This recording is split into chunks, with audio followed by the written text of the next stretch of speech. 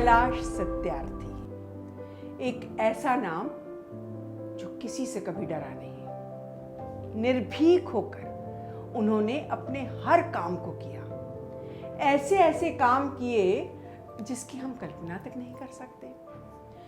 बचपन बचाओ आंदोलन, इसके बारे में तो हम बहुत सी बातें कर चुके हैं। उनके मानवीय पक्ष के बारे में भी हमने बहुत कुछ सुना है। एक बहुत सुंदर सी उनके जीवन की कहानी है, एक प्रसंग है जिसमें वो किस तरह से अपने आसपास के लोगों को कंफर्टेबल कर देते हैं, उसके बारे में है। चलिए उसी बारे में बात करते हैं। तो ये बात है जब उनके सहयोगी सारे काम काज से बहुत थक गए थे, किसी बहुत बड़े आंदोलन के बाद थोड़ा रिलैक्स होना चाहते थे, तो तब कैलाश जी ने उनसे कहा कि चल कहीं सैर सपाटे पे चलते हैं।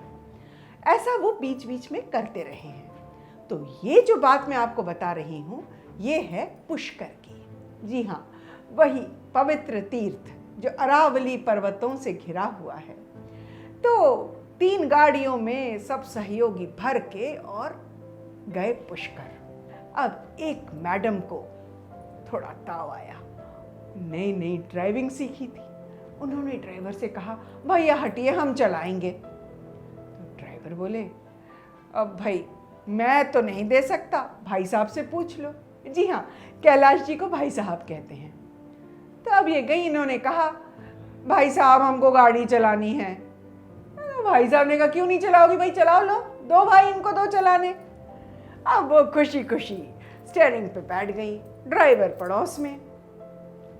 चलो भाई, बढ़िया चल रहे थे। चलते चलते अचानक जो डिवाइडर्स होते ना, वहां से एक बछड़ा उछल के सामने आया और ब्रेक लगाते न लगाते वो बछड़े से गाड़ी भिड़ गई और बछड़ा एकदम गिर पड़ा।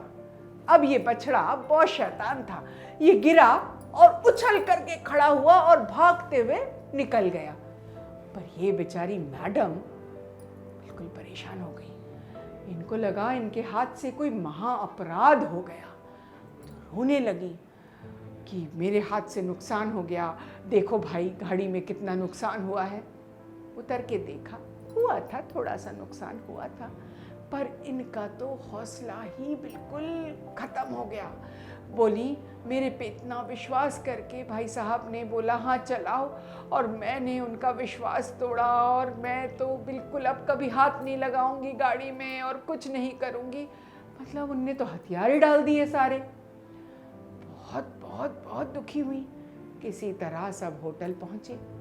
वहाँ खाना खाने जब बैठे, भाई साहब को देखते ही ये तो एकदम रोने लगी और उनसे कहने लगी, मुझे माफ़ कर दीजिए, मैंने आपका विश्वास तोड़ा है और मैंने ऐसा कर दिया, एक्सीडेंट हो गया।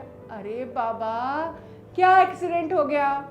हाँ नहीं नहीं, ऐसे बछड़े को लगा, बछड़ा गिर गया फिर भाग गया। भाग गया ना, मतलब वो ठीक है, कुछ नहीं हुआ। गाड़ी में थोड़ी सी ठोकर लगी है, वो ठीक हो जाएगी। तुम क्यों अपने हौसले पस्त करती हो?